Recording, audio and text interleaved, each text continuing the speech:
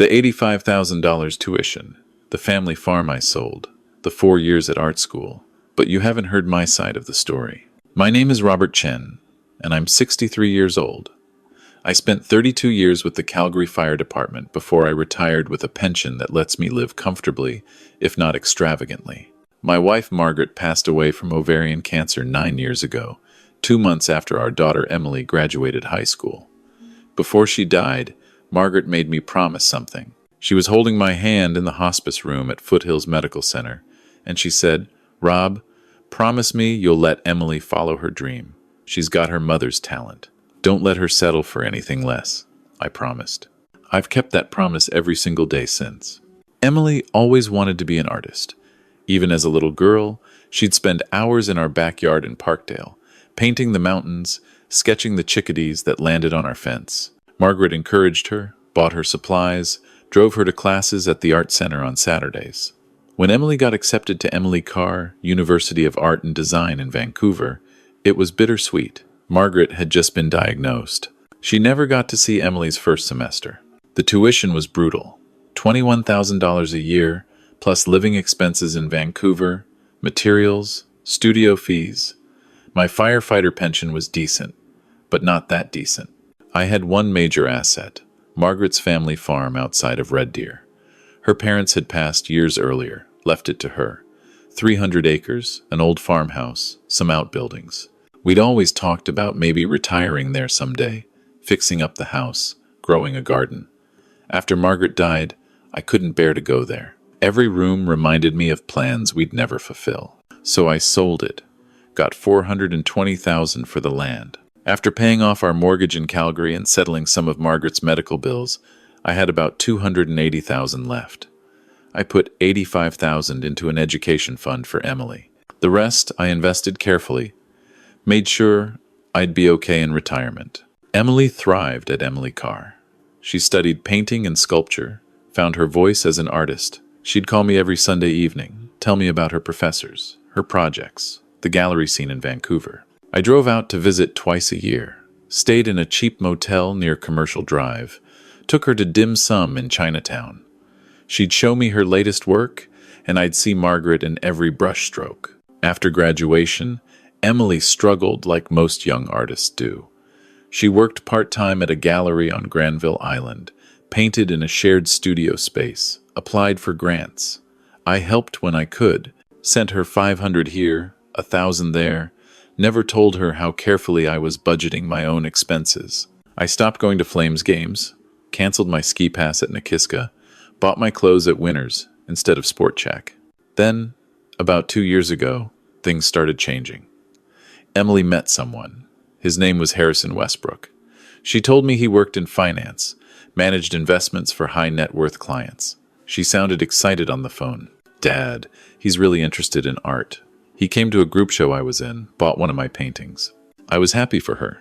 She'd had boyfriends before, but never anyone who seemed to understand her passion for art. The next time I visited Vancouver, she introduced us. Harrison took us to dinner at Hawksworth, a restaurant so expensive I almost choked when I saw the menu. He was polished, well-dressed, confident, talked a lot about the art market, investment-grade contemporary works, auction results. He was 36, 8 years older than Emily. "Your daughter has real commercial potential," he told me. Over a $40 glass of wine, I was afraid to drink too fast. With the right representation and exposure, her work could really appreciate in value. I appreciated that he saw her talent, but something about the way he talked about art like it was stock portfolios made me uncomfortable.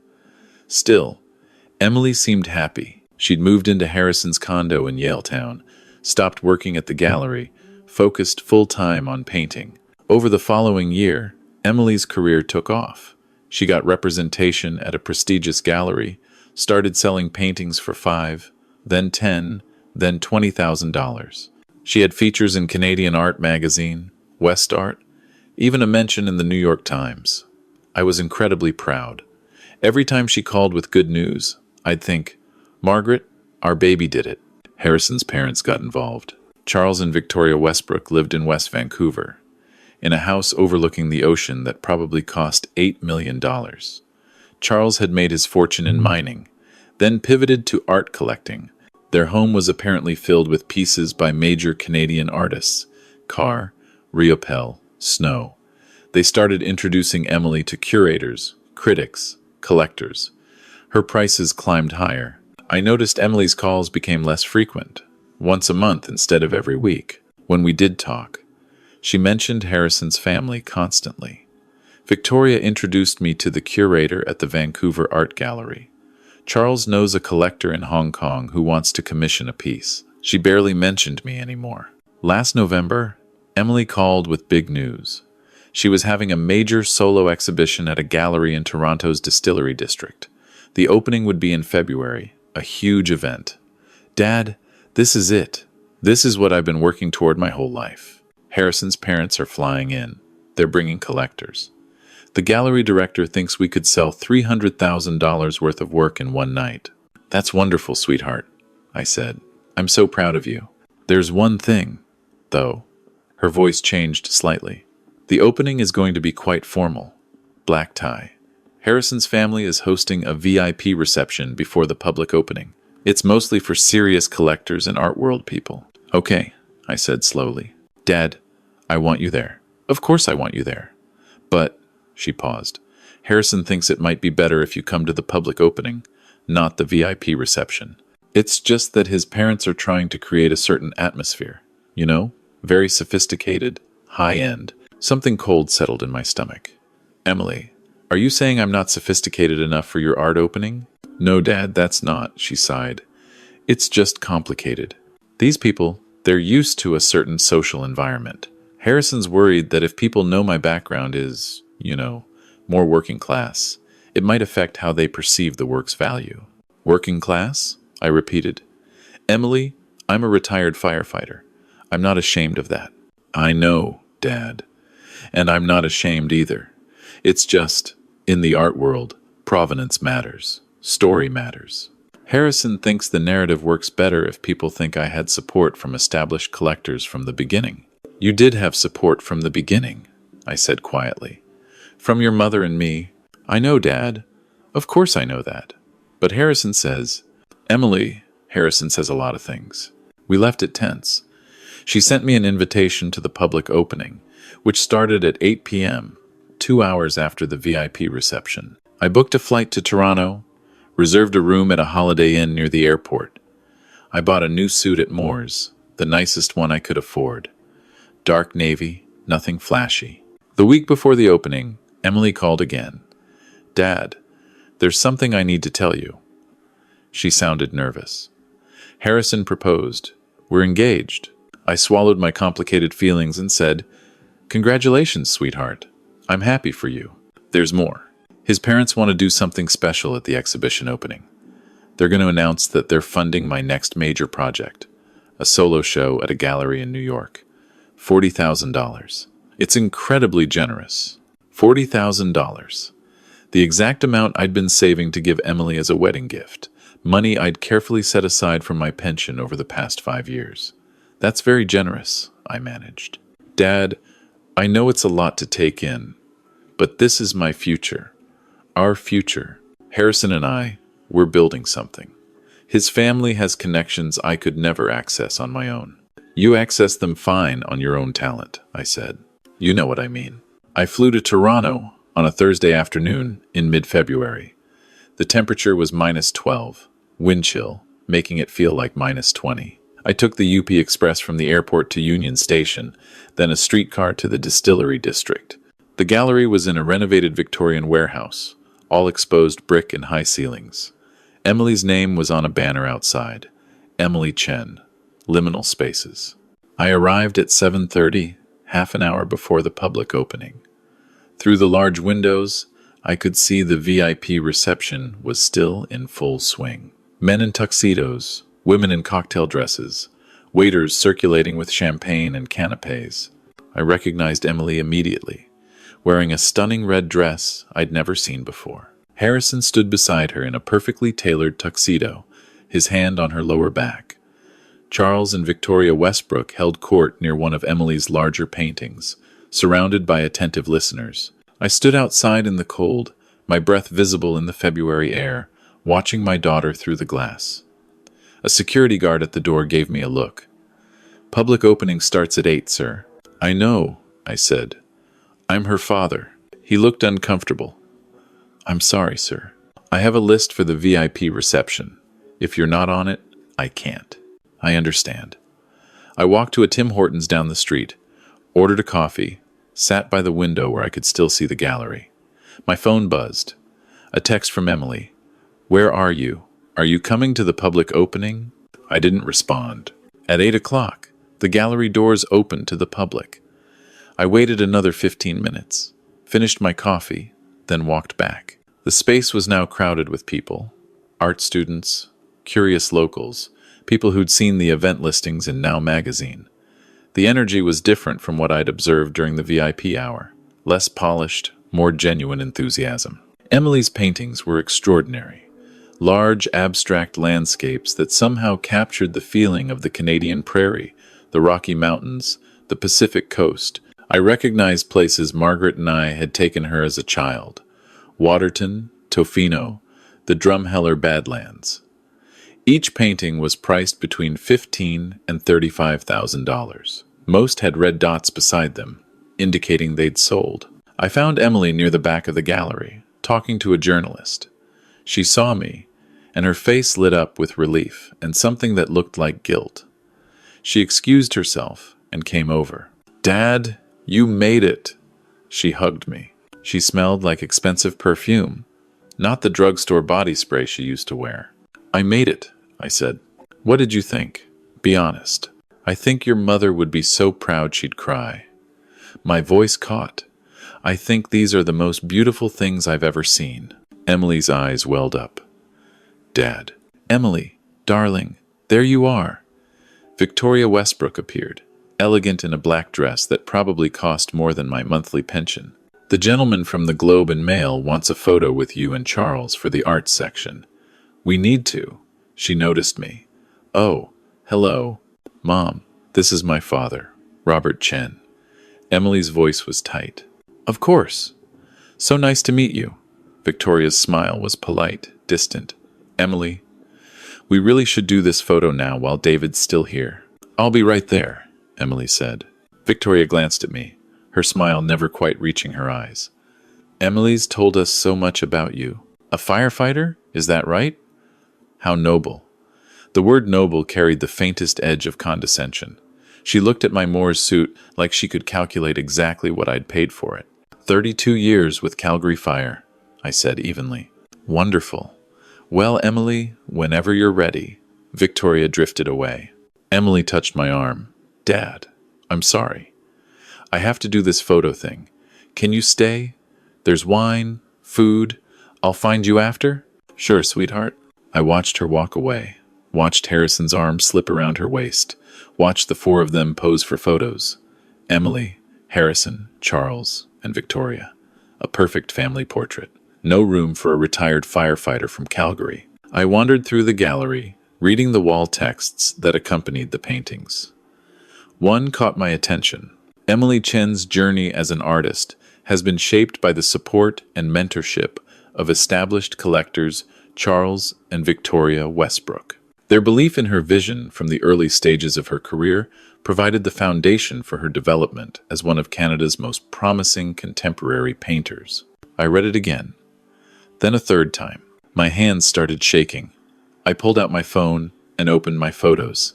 I found what I was looking for, a picture from Emily's graduation, from Emily Carr, 4 years ago. She was wearing her cap and gown, holding her diploma, standing between two empty chairs. I'd set up the camera on a timer, put Margaret's photo on one chair, sat in the other.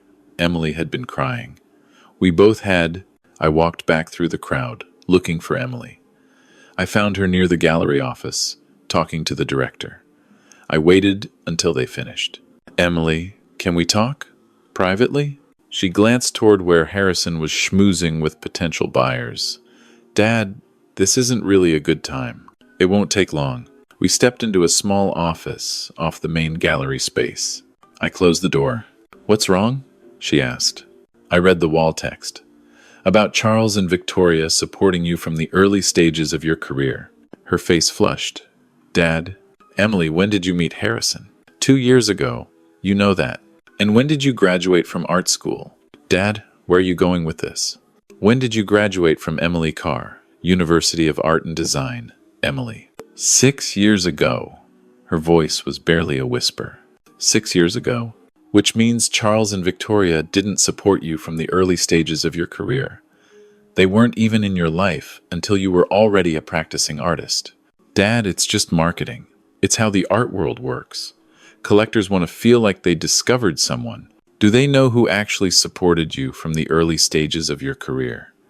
I pulled out my phone, showed her the graduation photo. Do they know about the farm? Emily's face went white. What farm? Your mother's family farm. 300 acres outside Red Deer. Her parents left it to her. We always planned to retire there, fix up the old house, plant a garden. After she died, I couldn't. I had to stop, clear my throat. I sold it, Emily. Sold it for $420,000.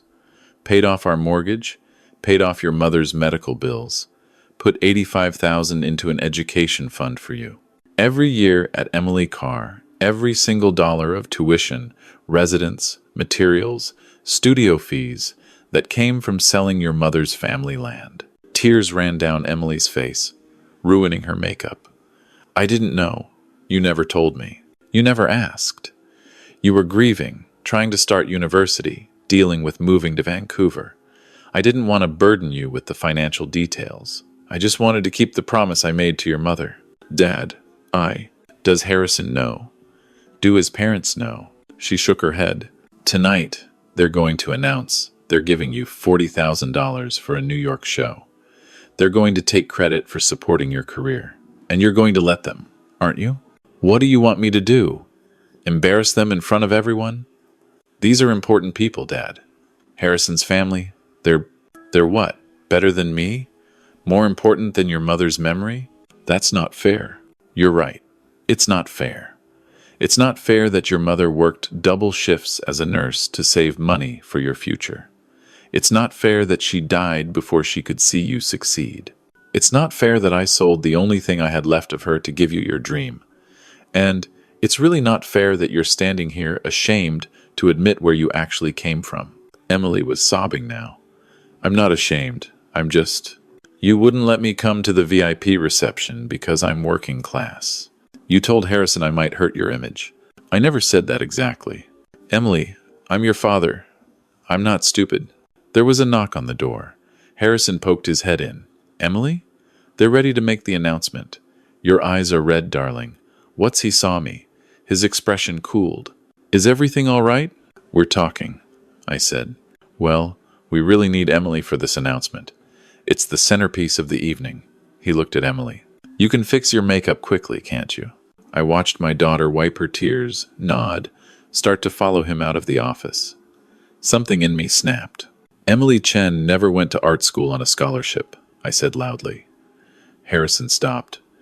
She didn't get a grant from the Canada Council. She didn't win a lottery. Her mother and I paid for every year of her education at Emily Carr. I sold my wife's family farm to do it. $85,000 of tuition that came from land that had been in Margaret's family for 3 generations. Harrison turned around slowly. I'm sorry, what? Dad, please. Emily reached for my arm. The wall text out there says your parents supported her from the early stages of her career. That's a lie, Harrison. Your parents met her 2 years ago. I supported her from the early stages. From when she was 5 years old, and Margaret drove her to art classes every Saturday. From when she was 18 and got accepted to Emily Carr, and we didn't know how we'd pay for it. From every year she was struggling in Vancouver, working part-time, trying to make it. Harrison's face was rigid. Emily, is this true? She looked between us. Mascara streaked down her cheeks. Yes, she whispered. Why didn't you tell me? I don't know, Your family was doing so much, and it seemed easier to let them think. Let them think what? I asked. That you came from money? That you were always connected to the right people? A small crowd had gathered outside the office door. I could see Charles and Victoria, the gallery director, several journalists who'd been covering the opening. Perfect. Dad, you're ruining everything, Emily hissed. No, sweetheart. I'm telling the truth. If that ruins something, it wasn't built on solid ground anyway. I walked out of the office, through the watching crowd. Victoria stepped forward. Mr. Chen, perhaps we should all take a breath and... How much were you planning to announce tonight? I asked her. For Emily's New York show? She blinked, caught off guard. $40,000. We're establishing a foundation to support emerging Canadian artists, and Emily will be our first recipient. That's generous, I said. Very generous. I've been saving for 5 years to give Emily $40,000 as a wedding gift. I live on a firefighter's pension. $1,600 every 2 weeks after taxes. I budget carefully. I don't eat out much. I drive a 2008 Honda Civic. I put $100 a month into savings for Emily. Do you know how long it takes to save $40,000 when you only make $33,000 a year? The crowd was silent. 5 years and 3 months, I continued. That's how long it's taken me. Because I made a promise to my wife before she died that I'd support our daughter's dreams. Just like I promised I'd pay for her education by selling the farm. Just like I promised I'd be at every important moment in her life. I looked at Emily. She was crying again, but differently now. Not embarrassed tears, something deeper. I flew to Toronto from Calgary for this opening, paid $468 for the ticket. Staying at a Holiday Inn near the airport because it was the cheapest option. Bought this suit at Moore's for $349. It's the nicest suit I own. I was proud to wear it to my daughter's big moment. I turned back to Victoria. Your son told Emily I wasn't sophisticated enough for the VIP reception, that my working-class background might hurt her image in the art market. Victoria's face paled. Harrison started. That's not exactly what I... Your announcement tonight was going to credit your family with supporting Emily from the early stages of her career. That's factually incorrect. Margaret Chen and I supported her from the early stages, long before your family knew she existed. And unlike your $40,000, our $85,000 came from selling something irreplaceable. Land that had been in Margaret's family since 1947. A place where we'd planned to grow old together. Charles Westbrook stepped forward. He was a tall man, used to being in charge of rooms. Mr. Chen, I think you're being rather dramatic. No one is denying that you're Emily's father. You're right. You're not denying I'm her father. You're just erasing me from her story, rewriting her history to fit a narrative that makes art collectors comfortable. I pulled out my phone again, found another photo. Margaret and Emily in our backyard in Calgary, Emily about 12 years old, both of them covered in paint from a summer art project. I held it up. This is Emily Chen's origin story. Not a VIP reception in West Vancouver. Not a connection to established collectors. A firefighter's daughter and a nurse's daughter who grew up in a middle-class neighborhood in Calgary, who lost her mother to cancer right before university, whose father sold everything of value he had left to give her a chance at her dream. Emily walked through the crowd toward me. Her face was transformed. No longer the polished gallery artist, but my daughter, my kid. Dad, she said. I'm so sorry. I'm so sorry.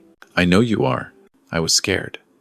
Harrison's world, his family, it's so different from how I grew up. I thought if they knew the truth, they'd see me differently, see my work differently. If they see your work differently because of where you come from, they're not seeing your work at all. She nodded, wiping her face with the back of her hand, smearing her expensive makeup. You're right. You're absolutely right. Harrison appeared at her shoulder. Emily, we can fix this. We can issue a corrected statement, adjust the wall text. No, Emily said quietly. What do you mean, no? She turned to face him. I mean, no, I'm not fixing anything. My dad is right. I was ashamed of the wrong things. I should be proud that my parents sacrificed for me. I should be proud that my mother worked night shifts so I could have art supplies. I should be proud that my father sold his wife's family farm to send me to art school. She looked at Victoria. Thank you for your generous offer to fund a New York show. But I can't accept it. Not like this. Not when the foundation of that support is built on erasing where I really came from. Victoria's expression was difficult to read. Surprise, possibly some respect, definitely discomfort. Emily, you don't have to make decisions in the heat of emotion. This isn't heat of emotion. This is clarity. Emily turned to the gallery director, who'd been watching everything with wide eyes. David, I need you to change the wall text. Tomorrow, before the show opens to the public again, I want the truth. I want it to say that my father, Robert Chen, a firefighter with the Calgary Fire Department, sold my mother's family farm to pay for my education at Emily Carr. I want it to say that my mother, Margaret Chen, a nurse who died of ovarian cancer, made him promise to support my dreams before she passed away. I want the real story. The gallery director nodded slowly. I can do that. I looked at my daughter, really looked at her, for the first time all evening. The expensive dress, the sophisticated makeup, the tears cutting through it all, revealing the girl I knew. The girl who used to paint in our backyard, who called me every Sunday from art school, who held my hand at her mother's funeral. Dad, you're $40,000 for my wedding gift. She paused. I don't want you to spend it on my wedding. Harrison stiffened. Emily, we need to talk about this privately. She ignored him. I want you to keep it. Or better yet, I want you to use it to go to Red Deer. Find out who owns the farm now. See if they'd be willing to sell it back. Emily, that farm is probably worth $700,000 now. Real estate has... I know. I'm not saying buy it back. I'm saying go visit it. Take pictures for me. I want to paint it. I want to paint my mother's family farm. I want to paint the place my education came from. Something broke open in my chest. Relief, pride, grief, all at once. And Dad? She stepped closer. I want you at my wedding. Front row, center. Walking me down the aisle. Giving a speech if you want to. Wearing your Calgary Fire Department dress uniform if that's what you'd prefer. Because I'm not ashamed of where I come from. I'm done pretending I am. Harrison was very quiet. Charles and Victoria exchanged glances. The crowd around us was still watching, phones out, probably recording. This would be on social media within hours. The journalist from the Globe and Mail was furiously taking notes. Emily looked at Harrison. If that's a problem for you or your family, then maybe we need to reconsider this engagement. Emily, don't be ridiculous. Of course it's not a problem. But Harrison's voice lacked conviction. Good. Then you won't mind if we adjust the announcement tonight. Instead of your parents funding my New York show, I'll announce that I'm creating a scholarship at Emily Carr in my mother's name. The Margaret Chen Memorial Scholarship for students from working-class backgrounds who need financial support to pursue art education. With what funding? Harrison asked. With the money from tonight's sales. 15 paintings sold. Average price $22,000. That's $330,000. After the gallery takes their percentage, I'll have about $200,000. I'm putting half of it toward the scholarship fund. That should support at least 2 full tuition scholarships a year. David, the gallery director, looked stunned. Emily, that's an incredibly generous gesture, but you should really think about this. I've been thinking about nothing else for 6 years, Emily said. Since the day I graduated from art school and realized my mother would never see it. I'm doing this. She took my hand. Dad, will you help me set it up? You knew Mom better than anyone. You'll know what she'd want. I couldn't speak. I just nodded. Victoria Westbrook cleared her throat. Well, this has been quite an evening. She looked at Emily with something that might have been newfound respect. The offer to fund a New York show stands, Emily, if you change your mind. But I understand your decision. It's admirable, actually. Thank you. The crowd began to disperse, conversations resuming, the energy in the room shifting. Some people looked disappointed. They'd wanted more drama. Others looked moved. Several came up to Emily to tell her the scholarship was a beautiful idea. Harrison stood apart, checking his phone, his jaw tight. Emily walked over to him. I couldn't hear what they said, but I saw her remove her engagement ring and hand it to him. He stared at it in his palm like he couldn't quite believe what was happening. Then he turned and left without a word. Charles and Victoria followed shortly after. Emily came back to me. I'm sorry you had to see that. I'm not sorry, I said. I'm proud of you. I messed up, Dad.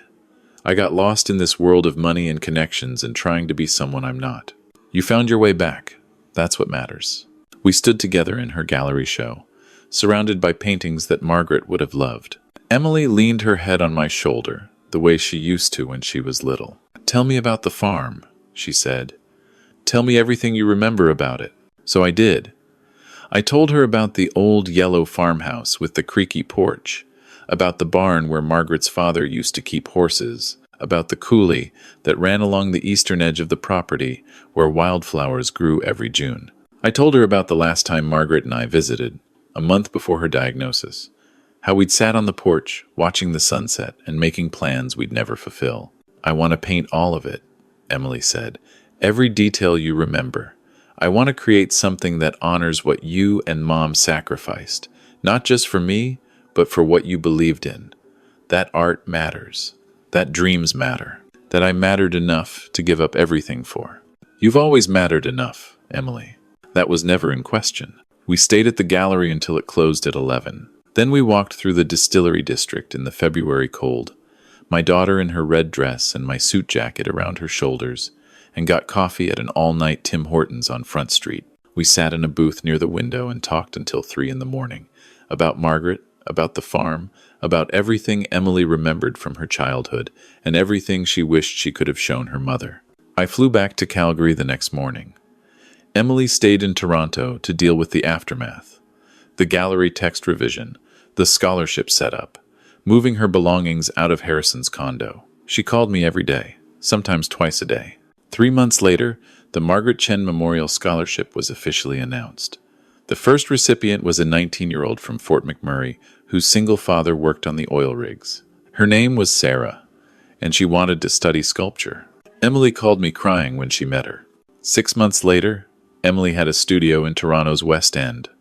She'd started a new series of paintings, the Red Deer Farm from memory, and from the photos I'd taken when I visited. The work was different from anything she'd done before. Rawer, more emotional, more honest. She's 34 now, not married, dating a high school art teacher who drives a 10-year-old Subaru and thinks her talent is extraordinary. He knows about the farm, about Margaret, about the $85,000 in tuition. He thinks the Margaret Chen Memorial Scholarship is the most impressive thing Emily's ever done. I like him. Last month, Emily called with news. The farm was for sale again. The couple who bought it from me were retiring, moving to BC. They wanted $800,000 for it. Dad, Emily said, I've been saving. From paintings, sales, from teaching workshops. I have $400,000. If you still have your half of your wedding gift savings, and if you'd want to go in together as partners. You want to buy it back? I couldn't believe what I was hearing. I want us to buy it back. Together. I want to restore the house. Create a residency program for the scholarship recipients. Let them come spend summers painting in the same landscape that funded my education. Close the circle. I thought of Margaret. Of the promise I made in that hospice room. Follow her dream. Don't let her settle. Yes, I said. Let's bring it home. We close on the farm next month. Emily's already planning the renovations, designing the studio spaces. The first Margaret Chen scholar, Sarah from Fort McMurray, will be the first artist in residence next summer. Sometimes I stand in our backyard in Parkdale, the same yard where Emily used to paint as a child, and I think about choices, about the choice I made to sell the farm, the choice Emily made to stand up in that gallery, the choice we're making now to bring it all full circle. The painting Emily made of Margaret and her in our backyard, the one from my phone photo, sold at auction last week for $65,000. Emily donated the entire amount to the scholarship fund. People ask me if I'm angry about those 6 years when Emily was lost in Harrison's world. I'm not. Sometimes you have to lose yourself to find out who you really are. Sometimes you have to almost betray everything important to you to realize what truly matters. My daughter is an artist, a successful one, but more importantly, she's Margaret's daughter. Brave enough to admit when she's wrong, strong enough to correct course, generous enough to share what she has with others coming up behind her.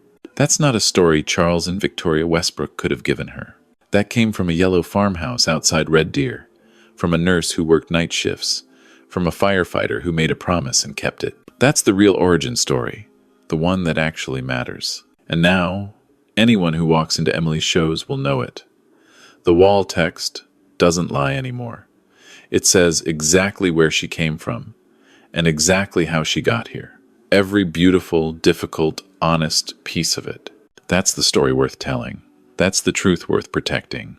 And that's the legacy Margaret left behind. Not just in the land she gave up, but in the daughter who finally understood what sacrifice really means.